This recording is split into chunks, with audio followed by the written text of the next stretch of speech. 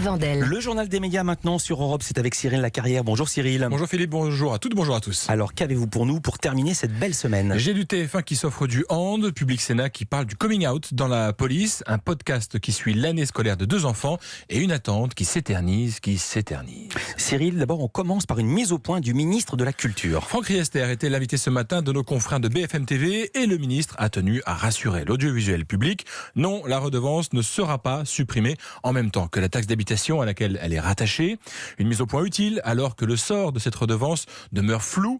Il y a quelques mois, le ministre de l'Action et des Comptes Publics, Gérald Darmanin, avait d'ailleurs imaginé purement et simplement sa suppression. Et il nous avait déjà rassuré il y a quelques jours, quelques semaines, quand il était venu, Franck Riester, ministre de la Culture et de la Communication, ici dans Culture Média. Cyril, vous voulez attirer notre attention sur un documentaire diffusé sur Public Sénat. Comment assumer son orientation sexuelle au sein d'une institution peu réputée pour son environnement gay-friendly? C'est le sujet du documentaire de Céline Patingre qui a eu cette idée après avoir entendu une scène qui a ému de très nombreux Français. Nous sommes dans la cour d'honneur de la préfecture de police le 25 avril 2017. Le chef de l'État, François Hollande, est là, accompagné de tout le gouvernement et des principaux chefs de la police française. Il rend hommage à Xavier Jugelé, le policier tué quelques jours plus tôt lors d'une attaque terroriste sur les Champs-Élysées. Son compagnon monte à la tribune.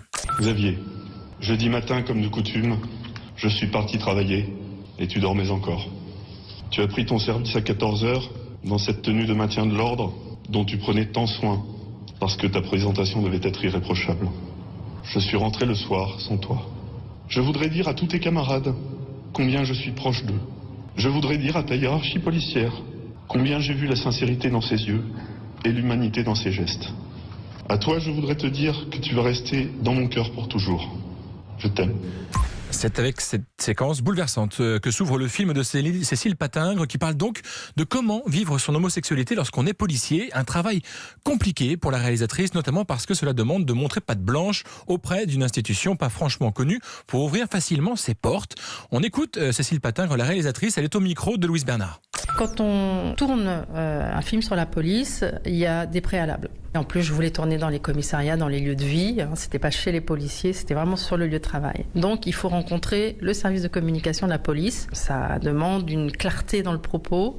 Avec mon producteur Dominique Barneau, on a été très cash sur notre intention. Voilà, on voulait faire un certain portrait de la police, des policiers homosexuels, transsexuels. Donc, ça a mijoté, je dirais, peut-être dans les services, dans ces services de communication un petit bout de temps, et on a eu l'accord. Sous réserve que les policiers soient d'accord de témoigner. Et franchement, ça s'est toujours très bien passé. Et c'est vrai qu'une des réussites de ce documentaire, c'est que les témoins apparaissent face caméra, sans être cachés ou dissimulés, ce qui est souvent une habitude prise par les homosexuels au sein de la police de se cacher.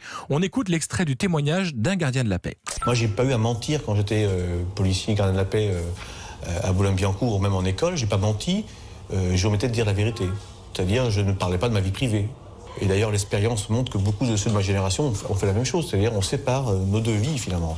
Et même un repas de brigade, par exemple, que l'on peut faire entre collègues, j'ai bien ça, je suis célibataire. Dans les années 70, il y avait une campagne qui a marqué beaucoup les esprits de l'époque. La police, c'est un métier d'homme. On est une administration d'hétérosexuels, des vrais mecs. Et dans l'image que ça renvoie, ça colle à la peau de l'institution et ça reste quelque chose qui reste marquant pour beaucoup de monde.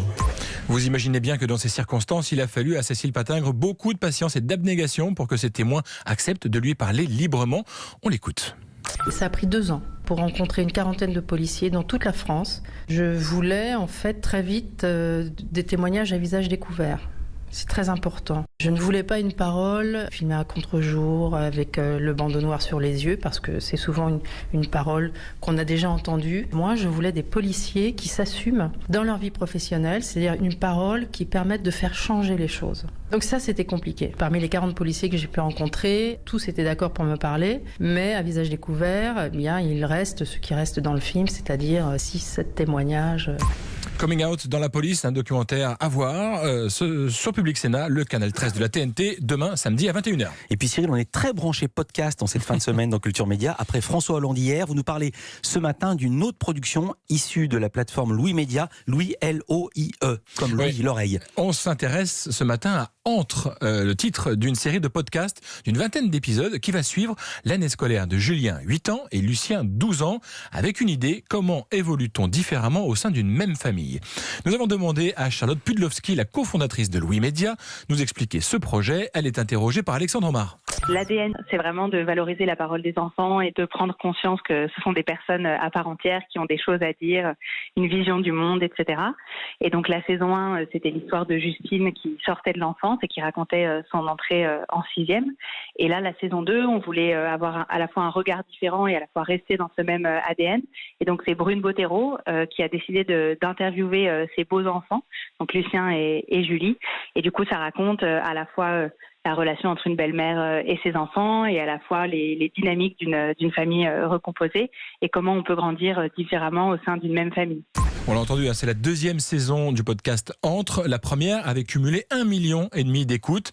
Le podcast est aujourd'hui un secteur où la concurrence fait rage et il faut donc que chacun se différencie. Charlotte Pudlowski nous dit ce qui fait la marque de fabrique de Louis Média.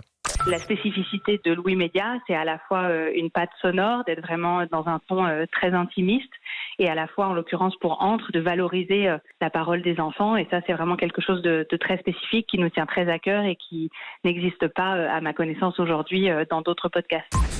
Louis Média, c'est une application de podcast. Elle lance aujourd'hui une nouvelle production, donc Entre, à découvrir. Cyril, on va parler tout à l'heure de hand féminin avec notre invité Grégoire Margoton. Mais déjà, une bonne nouvelle pour lui et les amateurs de hand.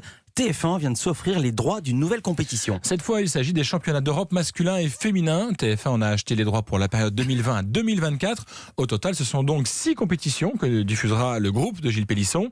La prochaine au programme, ce sera le championnat d'Europe des hommes en Suède, Norvège et Autriche au mois de janvier prochain. TF1 sera le diffuseur exclusif en clair de ces compétitions, alors que beIN Sport détient les droits pour la diffusion payante. Cyril, et pendant ce temps...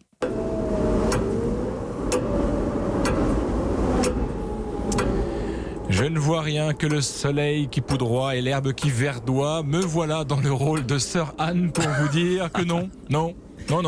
Les droits de la Ligue des Champions n'ont pas été attribués hier. Et donc, telle l'épouse condamnée de Barbe Bleue, nous attendons le verdict. Ça devait être avant-hier, puis ça devait être hier à 15h et on attend et ça se bat à coups de millions. C'est ainsi que s'achève cette semaine du Journal des Médias. Merci beaucoup Cyril Lacarrière. À lundi.